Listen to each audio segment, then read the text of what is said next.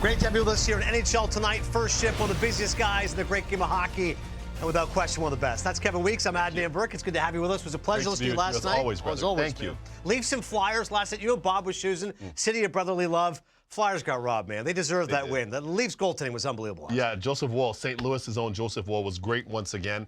I love the way the Flyers played. Oh, yeah. They were hard in terms of on pucks, on sticks, on position. They outshot them basically by a 2-1 margin. Well played by the Flyers. That was a really good performance. But in the end, this is the evolution of the Leafs. They're able to win some of these games that they would have otherwise let get away from them. How does Owen Tippett not score that goal? I know that. And he's such a marksman, too. Toronto kid, too. Toronto area kid. Played for my youth hockey team in Toronto. Nice. I didn't know that. Yeah, fellow Toronto Red Wing, but that was a tough miss for him. And he shoots rockets, too. Yeah. But the geometry was unkind. No, you're right. That angle was tough. Geometry was We'll unkind. talk more Leafs in just a second. I got a quick Rick Tocchet story for you. Because we have the Flyers. So I was just in Montreal there, Canucks, and we're taking on the Canadians. Yep. And we had a few minutes with Tocchet. We're finishing up the little scrum, and I go, hey, I got one thing for you. He goes, yeah. I go, Game 7. He's like, yeah. I go, Flyers, Oilers, 87, one of the greatest games ever. And I said, they just did a series. Mark Messier did a series on Amazon about it. What do you remember of that game? And this is why hockey players, you guys are the best, because your memories are incredible. Think about it. Tocchet's thinking about J.T. Miller, and it was Thatcher Demko play. Yeah. And out of nowhere, I'm asking him something which happened 37 years ago. Yeah. And Rick Tocchet looks at me and he goes, we're up 1-0. Murray Craven. Yeah. Could have gone left, could have gone right. He went left. We all went left. He buries that goal. It's 2-0. Could have been a different Change it. Could have totally. No question. No question. 37 years later, he's thinking about Murray Craven. Of course. Yeah. Because those chances don't come along very often. And by the way, this is somebody that's won multiple cups now. Correct. Between player and coach. Yeah. But those opportunities are rare. Yeah. They're almost impossible for those opportunities to come your way and earn your right to get one. And a lot of the veteran players in the room will say when you get into those games or into those series, you get to Stanley Cup, any of those big games, they'll say, gentlemen, I'm getting goosebumps talking about it. I could get emotional. Yeah. Gentlemen, we've worked our whole life for this. We have everybody behind us. Our families are a big part of it. We have to make the most of this opportunity. It may never happen again. Literally goosebumps. Zoom in. You're doing it for everyone. It's not just about you. So emotional. Because we lost one in 2002. Right. We lost it in 2000 Yeah. to Detroit Red Wings. Dave Poulin, of course, around the Ottawa Senators now. Yes. In the documentary like also. Too. Good man. Right. Somebody asked him about it. He goes, have you watched the game? He goes, I lived it. Why did I watch that game? Exactly. We lost. That's it. It keeps me up at night. I never watch the game again. It's crazy. No doubt. All right, first things first. Let's get to some hockey action, which is on the ice last night. The Lightning beat the Hurricanes. Hallelujah. They'd scored 3 goals in their previous 3 games. The offense finally woke up as they win this game. 3-2 is your final. The Bulls had never gone 5 straight regulation losses under John Cooper. That's incredible when you think about that's going back to 2013. So Lightning have not been the same team this year. Weeksy, obviously in that division, it's hard when you're dealing with Florida and Toronto, but a much-needed victory. And you look at, again, the longest regular season losing streak, there's been some 4s along the way, but you know the highs and lows of every hockey season. You know the dips that you can have sometimes, injuries, etc. The fact they haven't lost more than 4 games in 10 years is remarkable. It's remarkable. It really is a testament to that organization, how well they've played, the quality of the people that are there, the quality of the staff that's there, John Cooper and the staff. As I said numerous times on the air, I was the first person to interview John Cooper. I made it a point to Stephen Hoffner at the time of NHL.com. We have to go down to the hotel, the Trump Hotel in Toronto at the time. I want to interview him. I have to, because his pedigree was so unique, Ads. It was so unique. He had won at every level. Prior to coming to the league, he was young, he worked on Wall Street, he has this degree, he has that degree, and he's brilliant. He's been everything you could have ever asked for and more in terms of an ambassador, how he conducts himself, the way he relates with people, and ultimately the success that they've had. Yeah, it's been amazing how good they've been. Look at the goal differential leaders right now so far this season. So they get the Jets, the Capitals, Golden Knights, and there's the Lightning along with the Stars and the Devils. And a guy who's been key for them is Braden Point. 6 game-winning goals. That's tied for 3rd in the NHL this season. Scouting, man. That's scouting and development. They scouted him when other teams weren't really on him. They put in the resources with a figure skating coach at the time to work on his skating, and now it's arguably his best asset, and he has so many. Braden Point is such a unique player, and what I like about him, I'm going to say he's one of those 8-speed transmissions, and he could play in any gear. Yeah. You want to slow it down? No problem. Mid-acceleration? No problem. You want me to blow by you? I could do that.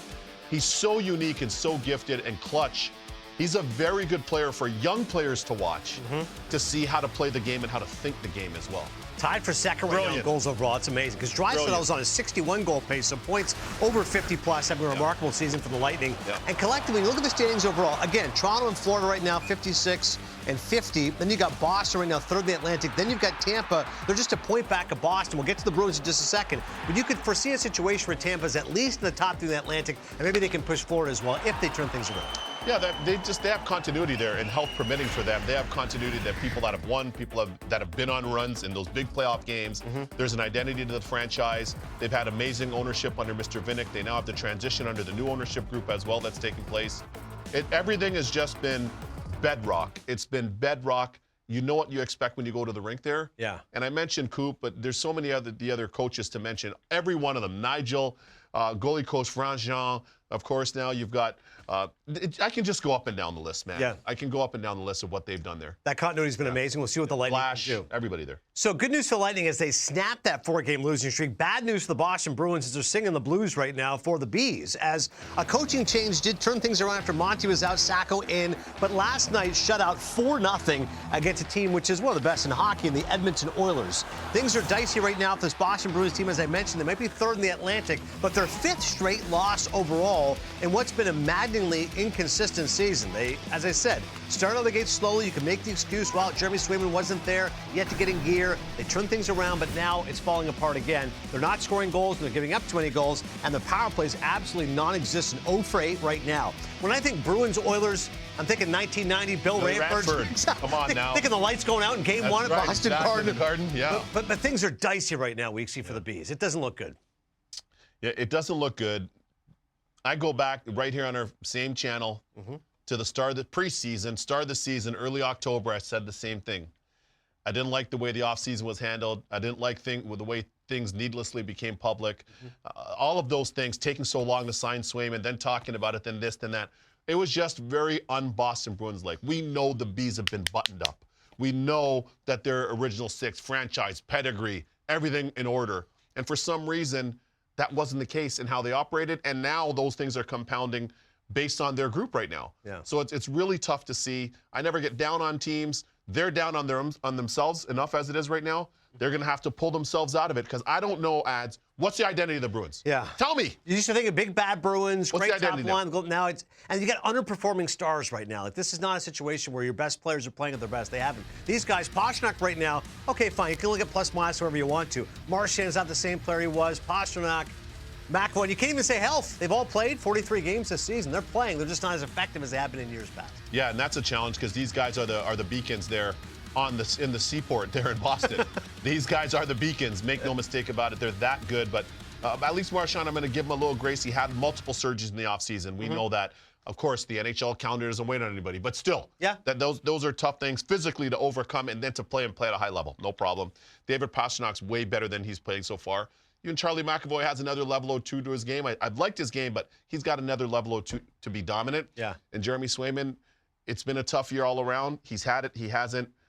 But I'm bullish on him. He knows that. I'm a big fan of his all the way around. Here's my major question for you. Trade deadline is 2 months away. If you're the Boston Bruins, you realize at best you're like a 6th or 7th best team in the East. But in Boston, because it's such a great hockey hotbed, you don't feel like this is a team that ever wants to rebuild. They're always kind of in the playoff mix. Are you adding or are you kind of staying pat? I certainly don't think you're selling. What do you think? I think you're looking at what's on the market. I know for a fact that there's been a lot of talk, and I initially reported this about Trent Frederick drawing a lot of interest, of course. Why would he not? Yeah. He's a player anybody would want on their team. He's a player the Bruins, I would think, would want on their team because he's a prototypical Bruin. Nice. St. Louis kid, can skate, can fight, can score, good teammate. He brings all those intangibles to the table that the Bees have valued over the years. His contract is up. There's going to be some decisions, obviously, for him and his agent, Alain Roy, and where this goes, and the Bees, of course, because they have control at this point. But are they sellers? I don't know. Would I move off of a guy like Trent Frederick? Probably not. If I'm an opposing GM, though, and the price gets in and around my range, of course I would pull and try to acquire a Trent Frederick. But the Bees in general, I think they're in a flux right now. I don't know if they're going to be sellers or buyers. I'm curious to see. Yeah, I think you're right. They're going to kind of wait and see how this goes. Where they are. Right, the next 2 months, they deserve to be invested. Yes. Fine. If not, well, we'll make some moves and see what happens. That's Meantime, a lot of people bullish right now in the great city of Toronto on those Maple Leafs. They win their 5th straight game. For all those who go, yeah, okay, wait until the playoffs. Let's at least focus on what's been going right for this team. Austin Matthews has always been a Flyer killer. The Leafs beat the Flyers 3-2 last night in a game in which, as we mentioned off the top, the Leafs were badly outplayed. Only 2 shots on goal in the first period. Philly clearly outplayed them, but there was one major difference maker, and that's that guy. Joseph Woll was great last night. 5-0, a .934 save percentage his last 5 starts. If someone just looks casually weak, seeing goes, okay, what's different about Toronto this year? I know they still have Matthews and Marner. Tavares is playing his best hockey in 5 years, but they got a new coach in Craig Berube. Chiefs giving them that defensive intensity and also their goaltending. There's no question it's been an upgrade. Whether it's him or Stolarz, they've been much, much better.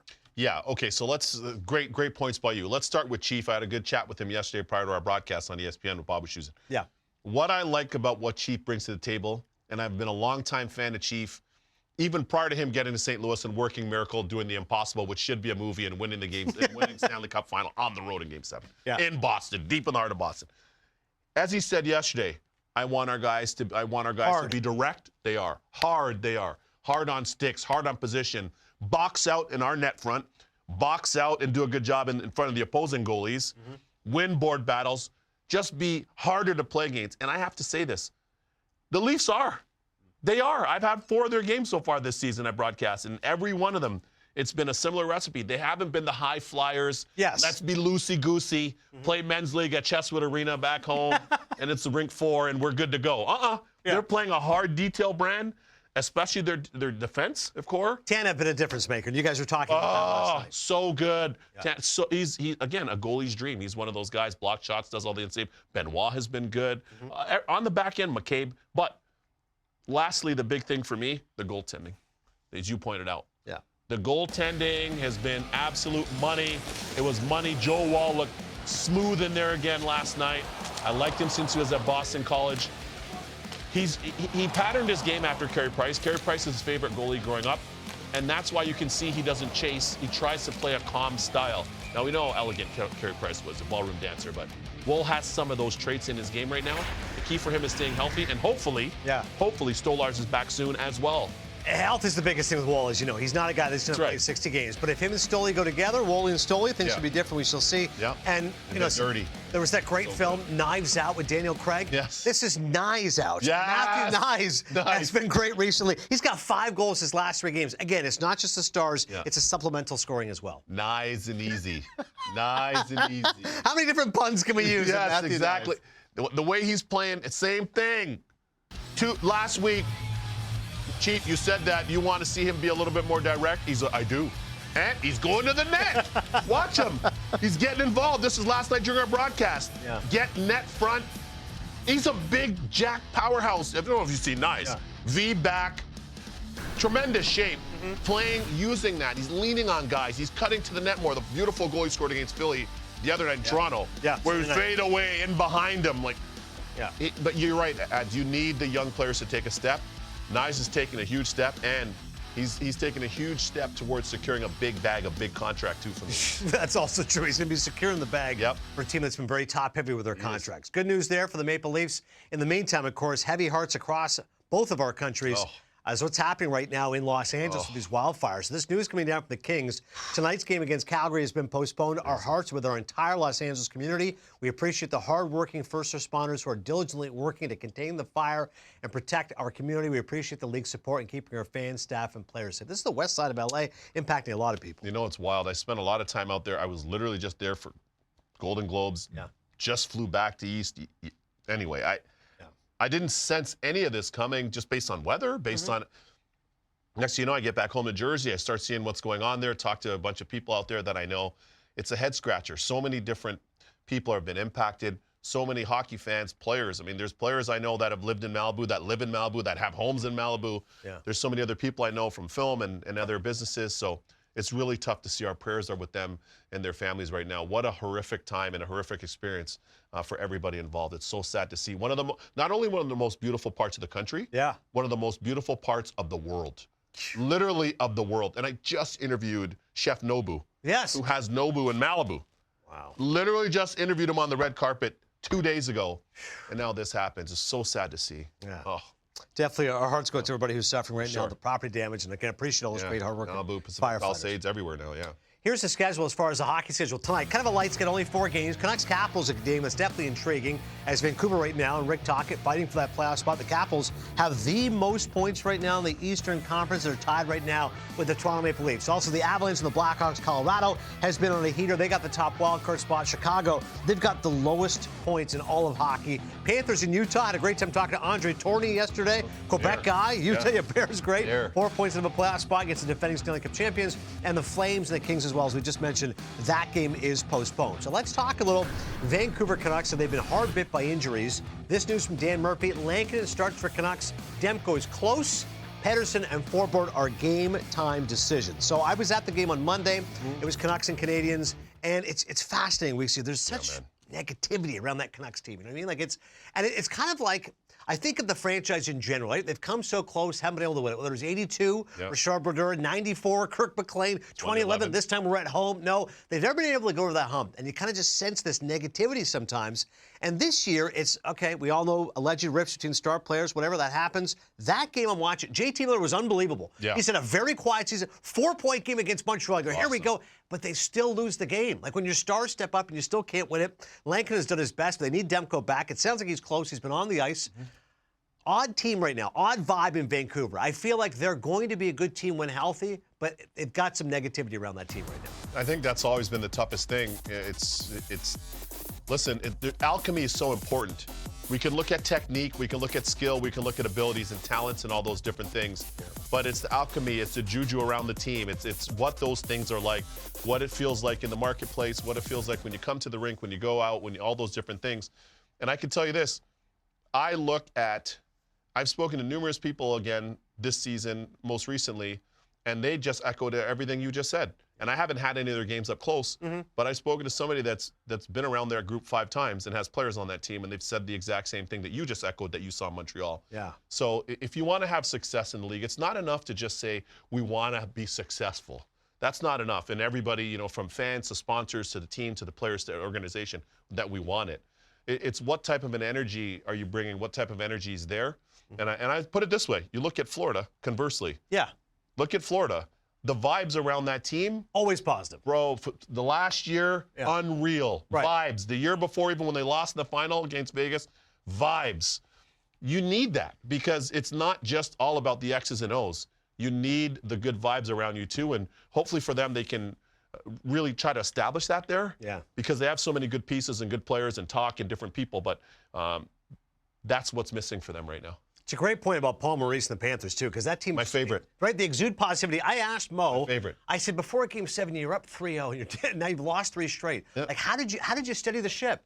And Mo goes, honestly, he goes, you start to look for some positivity. And he goes, that Game 5, we played really well. And I had to harp on that. I'm like, guys, we played a really good Game 5. We just happened to lose it. Little by little, we can do this. He goes, that game we won 2-1 in Game 7. I think 19 icings in the third period, but we got it done. But you got to find the shreds of positivity. That's what Florida does. That's what Maurice Stay on this point. Now you're back. It took 21 minutes, now we're cooking. You're back.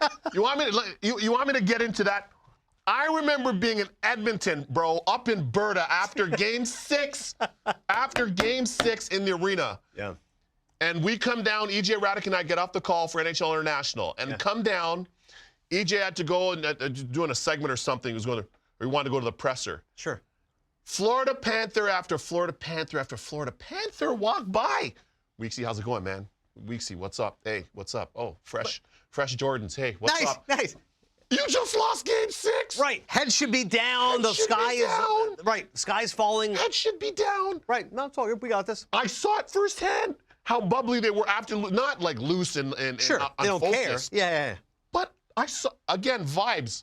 They weren't even like it didn't even penetrate their spirit. Yeah. They had the vibe. We're getting back on the plane. We're going back to South Beach and Fort Lauderdale and everything. Yeah. And we're going to win it at home. And I talked to players about it, Sam Reinhart about it, different players over the coaches and different people. They said we knew we were going to win. You know what happened after that, Eds? Yeah. Keep the camera on. You know what happened after that? I'm going to show you what happened. I love celebration. Champagne. Yes. I love it. Champagne was in the room, bro. Champagne. And you want to know the story about the champagne? I love this. They jammed up the room so badly with the celebration after that they had to gut the dressing room and rebuild it in off-season. True story. True story. Carpet, everything soiled with champagne. The whole thing, the wood. It was worth it. If you're gonna win the championship, you can go ahead and destroy the dressing room. I come back to vibes, though. Yeah. I come back to vibes, though. That's really important, man. My guys. It's really important. I can't believe you pulled out the props. That's the big. We had a champagne. Thank God Lauber didn't cut too many cutaways. We'll get to directing later with Steve Julius. We're kicking things off here at NHL Tonight First Shift. When we come back, we're going to talk with this Columbus Blue Jackets team. They snap, you ready for this? A 15-game losing streak at the Pittsburgh Penguins. What is going on with Columbus? Maybe Coach of the Year talk as well. That's next.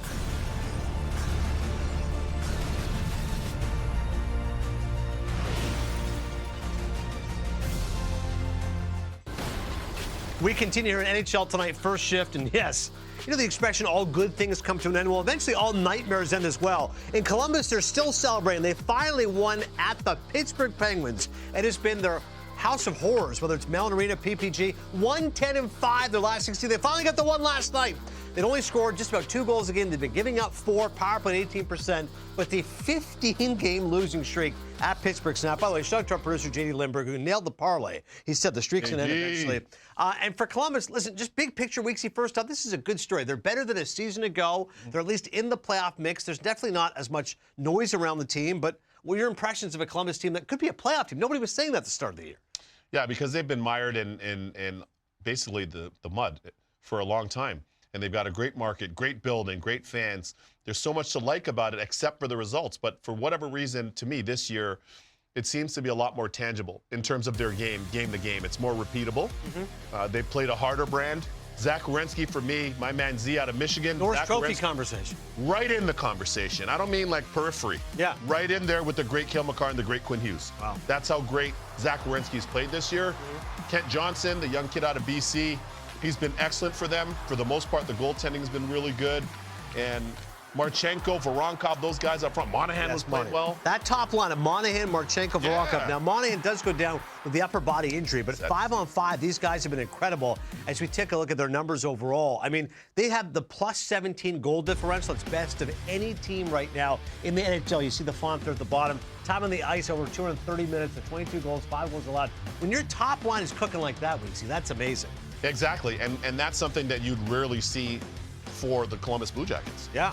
Really. Right. Like They're the not John known for Tortorella era, offensive they were right. good, of course, made the playoffs, finally won a round. Yeah. But for this line to play as well as they're playing this season, they're possessing the puck, they're making plays, they're playing a lot of time in the offensive zone, they're opportunistic, and they're not doing all those things at the expense of defending. Right. So that's what's really been impressive about it for me. Yeah, you look at Voronkov's numbers overall specifically. 32 games, he's got 28 points, 8 goals in his last 7 games. He leads the NHL since December 23rd. That's a guy who's having a breakout season, right? For sure. He's long, he's rangy, he's skilled. He's getting in and around the net. He's using his size. And, you know, when you're skilled and talented, I mean, this is something anybody can do, but especially when you're skilled, talented with size, you can kind of impose your way and bull your way into the hard areas against opposing defenders and dare them to defend against you. Right. I see that in him, Marchenko, and, of course, Monahan. They've been doing that. They're not just settling for the outside perimeter stuff and easy plays.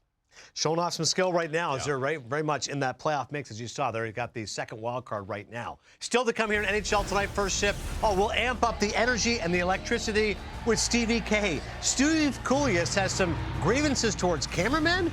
Plus, are the Jets messing things up with Connor Hellebuck? He's also talking Flames up and down. That's next.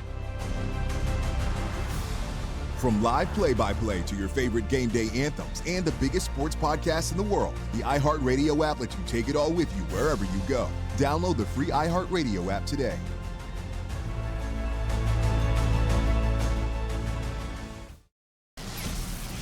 We continue here in NHL Tonight First Shift. How about my man Steve Kouleas? That's right. Stevie K says watching hockey broadcasts at the NHL level with the main zooms must be fixed. I'm going right to the top. Hashtag wake up producers. One thing about my man Kouleas, he will let it fly on anyone who needs it. We bring him in right now here in NHL Tonight. First, the last time I saw my dear friend Steve Kalois, he was here wearing a Santa cap. I don't know how Diane and the girls let you get away with it, but it was a big hit. Now you're taking aim at producers. Hopefully not our buddy Sonny, way back in the day, great score producer. What's going on, Cole? What are you upset about now? Well, listen. First of all, thanks for having me on. Great to see both of you. Good to have Kevin on with that end as well. So listen, the game is sold with the main play-by-play camera. Yeah. That camera has to be in as tight as possible. It's better to be too far in than too out. And some guys or gals get a little, if you see seats in front of you, I get the first 2 or 3 rows, but that's it. Watch Toronto and Buffalo. I think Calgary, because of their angle, is the best. It's almost like the Coliseum. Remember? Yeah. I love the Coliseum. No, You yeah.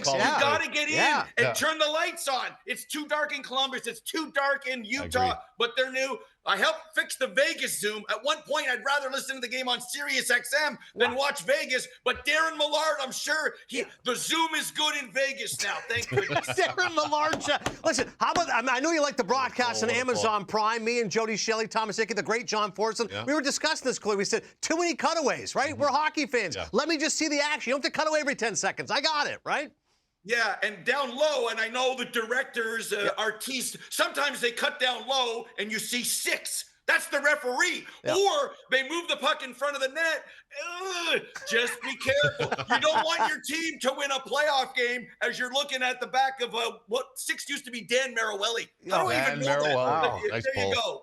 Long retired, though. Good reference on an excellent zebra from the past. All right, cool. Let's get to Connor Hellebuyck. For many people, he's going to win the Vezina again. Will be his 3rd time ever. He's leading in every major category: wins, save percentage, shutouts. He becomes the 3rd fastest goalie to 300 career wins. I've been to Winnipeg a couple times for Jets games. It's fun to watch him play, the atmosphere there. And yet, you know what everyone says? He's great in the regular season. Come playoff time, it's a different story. What can they do to avoid that plight again? Do you think he's being overworked? Yes.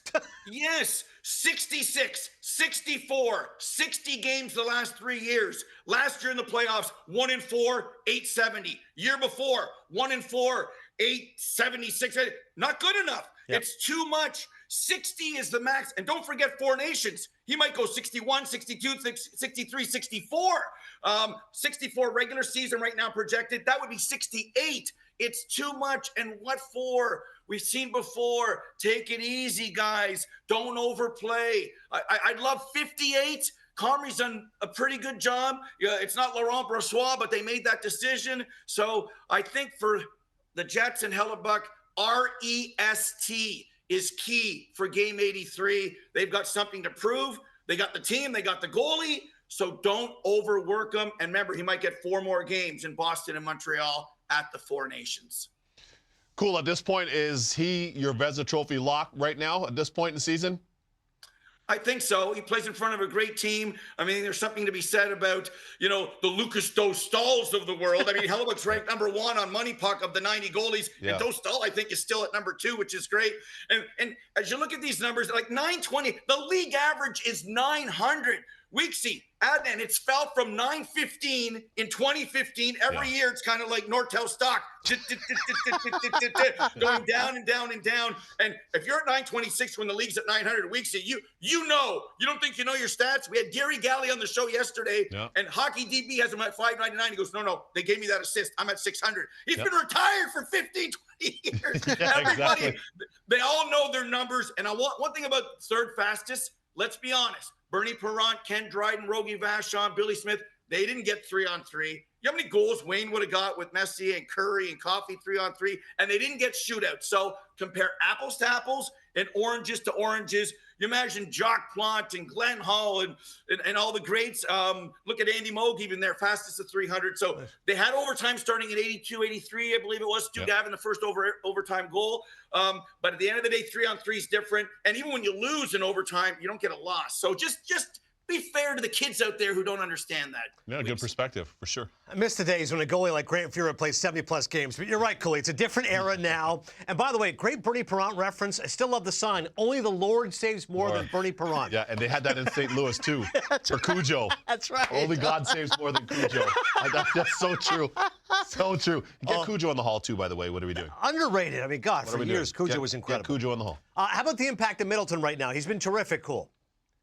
He has been, and I don't think San Jose knew what they had in him going back to the deadline. And the elite Yep, the elite teams. Remember, his job is to keep the puck out of the net. And when you've got Rodin healthy, Spurgeon, Faber, and Middleton as your top four, that's pretty good. And yesterday, what a great goal. He assisted on the first one. His job isn't to score, but he's got 6. And this is what pro scouting's all about. Yep. Billy Guerin knew there was something there and made the move. Look, he is on the ice. He's 31 up and 15 down 5-on-5. He's big, he's strong, he brings you all those things at 6'3", 220, and he's a number 4 defenseman. And that's what it's all about. 22 minutes, first game back yesterday. Look at that plus minus as you talk about, and he didn't play this much in San Jose. And he's a rock. We talk about the Brendan Dillons. I know you guys love those guys. You love the Brendan, the number 4 guy that scares you, right? And that's what they have here in Middleton. They got a good team. Look, they're 2 points behind the Jets. Jets won yesterday, Wild won, and the injury issues that are going on in Minnesota right now. So we always talk about the stars, and that's great. That sells. But you know what wins? Players like this. I would love a player like that on my team any day, especially as a defenseman. Jake Middleton, hard to play against, rangy, boxes out in front of the net. Listen, here's the paradox though. He does a lot of the things that a lot of the smart teams value. He does a lot of things that a lot of the smart coaches value, but yet still, for some reason, there are people that don't understand the correlation between a Jake Middleton and playoff success. Those are the types of guys you need on your squad. Absolutely. I mean, we talk about points too much. 2 points, all that matters is winning at the end of regulation or overtime in the regular season, or if it has to go to a skills competition or in the playoffs. It's heavy hockey. We grind. I lean out. Well, I wouldn't lean. If I leaned on you guys, you'd lean back and I would lose the battle. But it's heavy hockey. We talk about undersized defensemen, the stats showing how they've struggled in the playoffs. So you lean on someone. There's less calls. You get away with it. You stymie players. You check and you win 3-1 or 2-1, 3-2 overtime victory. So I think that's important to know. And if Minnesota was out of it, people would be calling about Jake. He would then be traded if Minnesota. I had Minnesota at 6th. I thought they were going to. Hockey News 6th. I don't know what you guys, but now that they're in and are going to be in the playoffs, none of these guys are getting moved. They're going to add at the deadline, and then $14 million comes off next year. Oof, oh, baby, we can see an ad, man. And juice. Kirill Kaprizov very much in the Hart Trophy conversation. Got that right. And I like that Bob Cole homage. Oh, baby. In the meantime, the Calgary Flames, if there's a guy to root for, Cooley, it's Ryan Huska. What a great guy. He's a real-life Moonlight Graham. Played one NHL game. I asked him about it. He said, all I remember, I played with Chris Chelios. He goes, it was a favorite to me because I wasn't a good enough NHL player. I was a minor league guy because I had 4 minutes and I didn't play in the third period. But I got to have my one moment in NHL. But a great guy, great coach. And this Calgary team's confounding because a part of me says they're a playoff team, they're a bubble team. They don't score a lot, but they don't give up a lot of goals either. How do you assess them, Cole? Right now, they're in that playoff mix along with the Canucks, the Blues, Utah, etc. Yeah, I mean, we talked about stock earlier. If I had Flame stock, I would probably sell because it's almost too good to be true. 19, 14, and 7. They're +5. So what? They're going to get 90, 92, 94 points. If they do, the Canucks could be in big-time trouble. They're great at home, but they can't win on the road, although they won yesterday on the road. And you mentioned scoring, Adnan. They're 27th in the league, 2.6. So they're middle of the pack defensively, all situations. And researching, because I know I was on with you guys, I want to look good for you guys. They've given up the second least 5-on-5 goals against in the league this year, only behind the Kings. And their possession numbers 5-on-5 are 9th, but they can't score. That's not. They only have 3 guys that can score, and Zary got hurt yesterday, and he's in double digits too. And they've been consistent, something the brethren in both conferences below them have not been able to do. The Buffaloes, well, Detroit's on a roll right now, Ottawa, and then the Utahs and Seattles. They were 5-0-1, dipped to 6-5-1, +1. They have not been under NHL 500 and hit the quarter mark at +6. Now they're +5. You're saying there's a chance? I believe that there is. If they finish 9th, is that good? Is that no man's land, gentlemen? But I think they deserve credit. You mentioned Ryan Huska. If anyone else can score in Calgary, where's Joel Otto, Jim Poplinski, Lanny McDonald when you need them? I'll tell you who they have, though, right now. Some great points, and I was just up there. We were up there seeing family. My wife's from Calgary. We were up there seeing family during Christmas and over the holidays. There's a buzz. I'll tell you who they have. The Wolfman. The Wolfman. Never mind Wolfman Jack. He was great, too. Yes. But Dustin Wolf. Great story. Unreal. I remember people telling me about him. I remember Pat Brisson telling me about him in youth hockey in California. People said he was too small. People said he was too small. Now he's looking like he's got Mike Vernon in him. Yes. And by the way, goal of the year twice in the WHL. Goal of the year twice in the American League there in Calgary with the Wranglers. And it's so hard, I can tell you firsthand, to get your bearings as a young goalie in the league. It's so unforgiving. He looks confident. He's composed. Cool. I love the way he's seeing. I love the way he looks and what I'm seeing. What about you? Oh, absolutely. And you mentioned how they played him through the dub into the American League. This is the thing about you can't turn Pat Quinn, a green tomato, red. Yeah. It has to take time and happen organically. And fans want it right now. You know, if you text somebody, they don't answer, like, where have you been? You said, I was driving. I don't want to text and drive. It's a $600 fine. Nice. So when you look at Wolf and how they slow played him, Yeah. they played it perfectly. And even if they miss, they have Wolf, they have Coronado, Yeah, they have exactly. some pieces that may or may not stay or be moved out. What a goal we got at Cadre yesterday, by the way. So Yeah. they're in a good position, even if they do miss. And when you're winning at home, you're giving the fans, at least at home, something to get excited about. They've overachieved. If they can get in, what a story that would be in Calgary. Last thought, because you just touched on it. Think Kadri gets traded? If he wants to. If he wants to. And if they eat some money and you look at first line centers or who can help, the strength down the middle. Imagine him in Utah. Imagine him in Because Nashville. Cooley's a 2 now. Nashville to change things up again. Stammer's in the middle now. He hasn't played the middle in Tampa Years. for the last 2-3. Yeah. And now he's playing no, he's a winger now, the foot speed, everything else.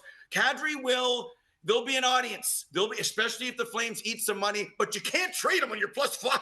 That's the thing. You have to kind of. Yeah, you're right. So, yeah, but it's a great story and a great book, by the way. Yes. Yeah. That's a great book. Yeah. Love this book. Interviewed him, got him to fan, autograph yes. my book, actually, which was great. Nice. Whether it's The Spin, whether it's Score Now with Stevie K, there's always an audience for Steve Cooley. Listen to him on NHL Network Radio. I feel like we're back at 370 King Street West. Nice. Cooley, always love your energy, your passion. Keep it up, my friend. We'll talk to you soon. Thank you. Key today, Zoom. Better in than out. See ya. Calling out the producers I of love it. television. Cooley is fearless when it comes to the game of hockey. We continue here on NHL Tonight, First Shift. We'll talk a little more about the red carpet experience of Kevin Weeks. Plus, we'll hand out some hardware. It's the mid-season awards when we come back.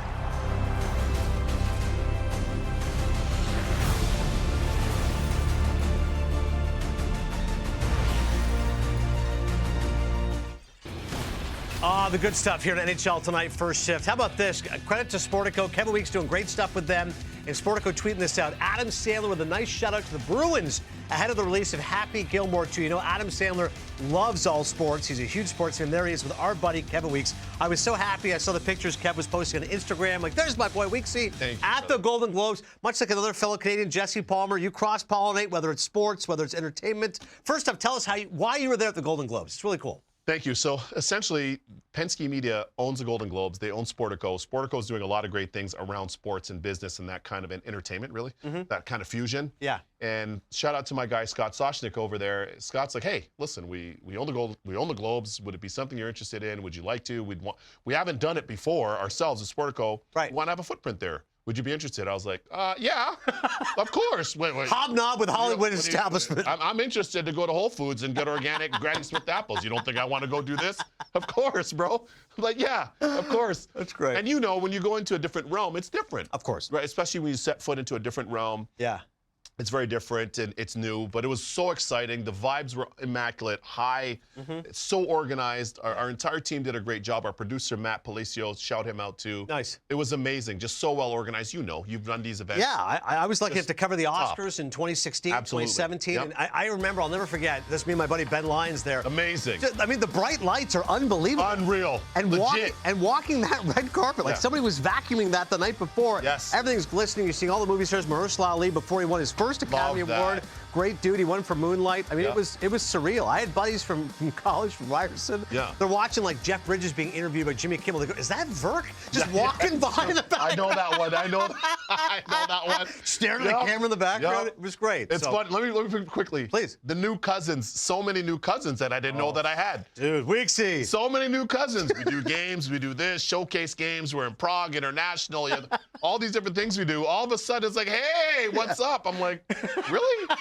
So, This is when you're hitting me up, Mike. but I have to say, though, it's interesting just to see how wide that light spans, right? Yes. How wide that light spans and No how question. so many people consume entertainment and And I'm sure film there's and people there cinema that and knew TV you, and seen you. sports. Absolutely, yeah. Like It these was guys- really cool. That's Some awesome. of the folks couldn't be nice. Nicole Kidman was amazing. Nice. Morris Chestnut couldn't have been nicer. Adam Sandler was awesome. Great. Jennifer Coolidge. Nice. These are right up your alley. Oh, dude, I'm They couldn't have been drinking all any this- nicer. Nicole Kidman and Baby Girl, fantastic movie. I Big love the fact Preds she's fan, cool. as you know, too. That's right, Her yeah, and her yeah. husband Keith Urban. That's right, Big of course, that Nashville makes Predators sense. Yeah, fan. yeah, that's right. Yeah. Good hook. Yeah. All right, because it is obviously award season, Golden Globes are normally a precursor to the Academy Awards. That's right, me and Weeks here doing our mid-season awards here. That's awesome. Look at that shot. Here we go. So the Vezina Award, best goaltender right now in hockey. I wanted to go like outside the box, but how can you not pick Connor Hellebuyck? He leads in every single major category. I'm assuming he's your pick for the Vezina. That's a wrap. The envelope, please. Goes to Connor Hellebuyck. Yes, goes to Connor Hellebuyck. He's been great. All these guys on the board have been outstanding, especially Logan Thompson in Washington and Jacob Markstrom right here in Philly. They've been amazing. How about Blackwood, though, by the way? Plus 2,800. Like, that's, for a guy who's coming to Colorado, made an immediate impact, sub 2 goals against average, that bears 7-1 watching. and 1. Yeah, absolutely. 7-1 and 1. Mackenzie Blackwood's been outstanding since going to Colorado. Yeah. He's been exactly what they needed. Great, seamless fit so far. But as of now, the Hell, he's the American, the Michigander, Connor Hellebuyck. If Yes. you had to pick a runner-up, would you go Phil Gustafson, or you're still big on Logan Thompson? Logan Thompson, Your guy. 16-2-2. Yeah. For what LT is doing in the district, in the nation's capital, him Yeah. and Charlie Lindgren. But yeah, been amazing. All right, I wish the Oscars, the Golden Globes, had like a category for Rookie of the Year, right? Yeah. Calder, most promising newcomer, they say, Yep. the Critics' Choice Awards. Yep. In this case, there's a few guys that really stand out. I'll still go with Matvei Michkov, who's second right now in the scoring race, but he's fallen a little bit weak. He's celebrating, he's actually caught him now. And Lane Hudson leads all rookies in points. It's kind of the big three of those guys. And then Wolfie at plus 6,000. I'm shocked. Those are good numbers. I would throw a flyer on Dustin Wolf, been great for Calgary, but it feels like a three-horse race. I'll go Michkov myself. How about you? I love Michkov. Did his game yesterday. Big fan of Michkov. Love what he's bringing to the table. Yeah. Lane Hudson as a D-man on pace to do what Chris Chelios did as a rookie. The great Chris Chelly. Hope everything's okay with you out there in Malibu, by the way, with your property out there and family. But if it comes down to it, Macklin Celebrini. I give him the slight edge. Yeah. I give him the slight edge. He's absolutely electric. Youngest player to ever win the Hobey Baker last year at BU at 17 years old. And it looks like he's still playing college hockey now in the NHL. He's so fun to watch. Yeah. So I give him a slight uptick over everybody else, but all four of them are deserving. I asked Marty St. Louis about Lane Hudson. What impresses you most about his game? He said, what impresses you the most about his game? He turned it on me, and I go, I can see well, Marty doing that. yeah. I go, well, his offensive playmaking, etc. He goes, his defense is underrated. Defense is underappreciated. He goes, watch him more. His defense is pretty good, too. I like said, all it. right, Marty, whatever you say. It's all I good. like it. I like it. All right, so the Jack Adams Award is the equivalent of Best Director. Brady Corbet won for The Brutalist at the Golden Globes Yes, on he did. Sunday. Brutalist was fire. In this case, I'm going to go with Scott Arniel. Kingston guy, what he's doing the Winnipeg Jets, they've been fantastic. Arniel's on the board right now, 4th overall. I feel like you're going to lead Spencer Carberry, the young man. What is he, 35 years old, leading the Capitals right now, best team in hockey? Yeah, I love your point for Scotty Arniel. Yeah. John Hines. Hines is doing great work in Minnesota as well with their team. And by the way, if Columbus gets in the playoffs, Dean Evison, those odds will go up. For right? sure, for sure. His former club's playing well, and his new club is doing well. But for what Spencer Carberry's doing in the nation's capital, the Washington Capitals, the district, DMV, the whole thing, Capitol building, all the rest of it. Yeah. For what he's done there with that group and what their group is doing en masse, the coaching staff, him, Mitch Love, everyone, the goalie coach, everybody, they just deserve a wealth of. Who saw the Washington Capitals being this good this year? Yeah. They've been amazing. And all the offseason acquisitions from my man Logan Thompson to Jacob Chikrin, everybody, we can go up and down the list. Yeah. I just love what they've done. Sonny Milano. Yes. I love what they're doing in Washington. this year. Giappani getting things done. It's been fun. All right. Hart Trophy. As always, got to leave the best one for last. The equivalent of Best Picture right now. I think it's Nathan McKinnon for me. He leads overall in points. McDavid's fallen off maybe a little bit. I know he leads in the odds right now, but he hasn't been the same McDavid, at least recently. Draisaitl, to me, has actually been the more prominent Oiler. Kaprizov would have been my pick weeks. If you asked me before the calendar turned to 2025, like a month ago, I'm like, Kirill the Thrill. Locked. I kind of like seeing a goalie in the top 5. Can't see it happening. I'll go McKinnon. You? I had Kaprizov until the injury. At this point, Yeah. I'm going to say Leon Draisaitl. And it's no knock, because all those guys are deserving. They know I'd tell them all that the same way. But Yeah. what Draisaitl's doing alongside the best player in the world, and Draisaitl's already won a league MVP. Correct. So let's keep that in mind. He's already a Hart Trophy winner. Yeah. I give it to him by a whisker. I give it to him by a whisker right now. Yeah. Yeah. It's a very competitive race. Because as you see, it can make a case for all those guys. Of course, of course. That speaks to the levels that we have in the league right now in terms of great elite players. What would it take for Hellebuyck to win? I mean, I can't see a goalie winning the Hart. I mean, Jose Theodore did it years ago. Jose Theodore did it 0-2. Yeah. I would say if Hellebuyck gets, he's at 5 shutouts now. Let's see if he gets 10 this season. That tilts things in his favor. Yeah, like if he just goes on a crazy if he gets run. 10, 5 more. If he gets 5 more. Yeah, And they're hard to come by, right. believe me. My season high was 6. They're hard to come by. Yeah. They're really hard to come by. But if he's at 5 now, if he can get 10, it tilts heavily in his favor, I think. Yeah, that's a good barometer. Okay. Yeah. JD Lindbergh, our producer. JD weighing in with some thoughts as well JD, here on what the do you got, mid-season JD? awards. What do you got? Get involved. Love award season. Weeksy, I hope Adnan washed his feet with all the names you were dropping in there. The Nobu name drop. Yeah, that was great. Nobu. That was tremendous. Yes, thank you. Adnan, we started off the segment with a shot of Adam Sandler, the great Adam Sandler. Yeah. Great. How many Maple Leafs would you give Happy Gilmore? I know that's not really up your alley, but you a Happy Gilmore fan? For the Bob Barker scene alone, okay? Love With that it. golf club, fantastic. 100%. The golf Gotta club give it is 3 Maple Leafs. No doubt, no doubt. I would echo that. The fact that he's going to make a second one, right? That's he's filming a he blue. just said that. Happy He just Gilmore told me too. that. Yep. One thing with Adam Sandler, he's not shy about playing the hits. No. But as far as those old school comedies, JD, I'm more of a Billy Madison kind of guy. You? Got you. Solid. Yeah. Solid. Mr. Deeds, perhaps. But here's why I give Sandler some credit too. Yeah. They filmed this new one in Jersey. Really? He said just filmed it in Jersey. So for all of us living in Jersey here, Yeah. there gotta be some points. And you already have the heart because of the Beantown connection. Yes. We already know that, JD. You're a proud Beantown guy. We know it. Support all in New England. Adam All Sandler, in New England. You know what I good mean? New Hampshire boy. Yeah, 100%. So you gotta give some love there. But the tie-in with Jersey, I think, is huge. That is pretty strong. JD, you got to take a victory lap here on the parlay you nailed last night. You're 1-0 so far in 2025. Exactly. I was going to come in with just a quick correction. The Okay. Jackets were not in the parlay. I was heavy on the Bolts last night. Anytime you get the Bolts as a home dog, feel like that was good. And that's when we stumbled across that they had never dropped 5 in regulation in the John Cooper era. So, yeah, we had the Bolts first period. We had the Bolts money line for the game. But then we also had Austin Matthews. Yeah. Matthews has been great, but vibes are immaculate in Leafland right now, Weeksy. Yeah, they are. And look, I spoke to a bunch of people in their group yesterday, including head coach. A brief chat with my former teammate, Brendan Shanahan, their president of hockey ops. Yeah. The biggest thing with the Leafs right now is they're winning games in different ways. Yeah. That's a big testament to them because, come postseason time, you just can't be a one-trick pony. And that's what I think has plagued them. And part of their progression is becoming more complete. To this point in this regular season, they've done that, Eds. What's the buzz like on Kingston Road? Oh, my gosh. Up and down Kingston. People are going crazy right now. Are you kidding me? They're already celebrating. There's like a higher level of optimism among Leafs fans this Yes. year than in years past. Yes, because there's a lot of...